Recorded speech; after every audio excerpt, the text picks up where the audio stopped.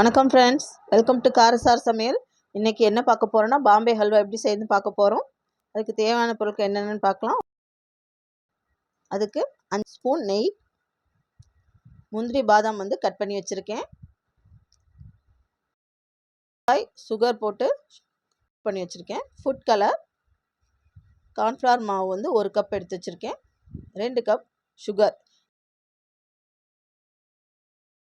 இப்போ இதை ஒரு பாத்திரத்துக்கு ட்ரான்ஸ்ஃபர் பண்ணிக்கலாம். 1/3 தண்ணி சேர்த்து இதை நல்லா கட்டிகள் இல்லாமல் கரைச்சிருங்க. நல்லா விஸ்க வச்சு நல்லா மிக்ஸ் பண்ணி விட்ருங்க.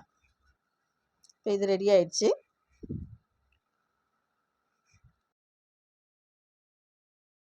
ஒரு கடாய் அடுப்பில் வச்சுக்குவோம். எடுத்து வச்சுருக்க 2 கப் சுகரை ஆட் பண்ணிக்கலாம். 1/2 கப் தண்ணி சேர்த்துக்கலாம். இதை நல்லா மிக்ஸ் பண்ணி விடுங்க. இது பதம் எதுவுமே தேவையில்லை.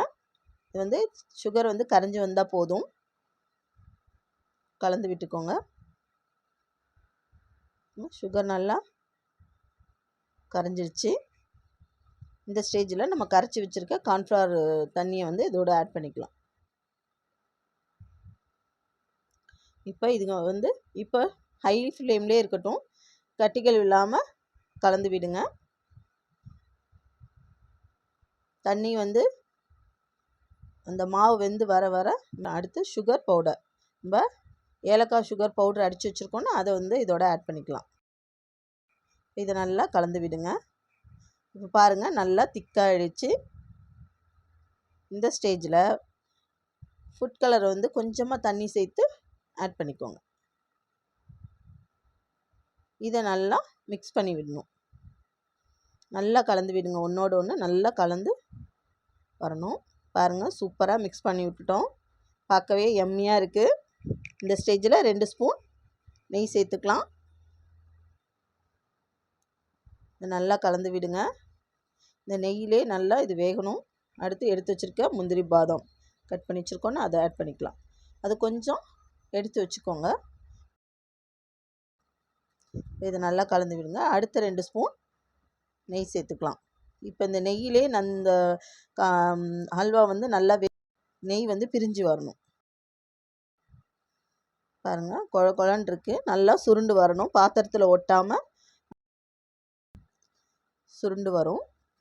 அதுதான் கரெக்டான ஸ்டேஜு. அது வரைக்கும் நம்ம கொஞ்சம் கைவிடாமல் கலந்து விட்டுகிட்டே இருக்கணும். பாருங்கள், சுருண்டு வந்துருச்சு. பாத்திரத்தில் ஒட்டாமல் நல்லா நெய்யெல்லாம் பிரிஞ்சு வந்துருச்சு. இப்போ இது ஒரு பிளேட்டுக்கு மாற்றிக்கலாம். பிளேட்டில் நெய் தடவி வச்சுருக்கேன்.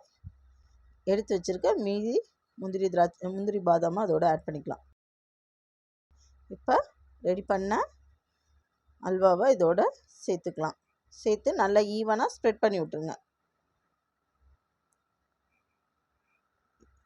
ஒரு 2 மணி நேரம் கூல் பண்ணி வச்சுருவோம்.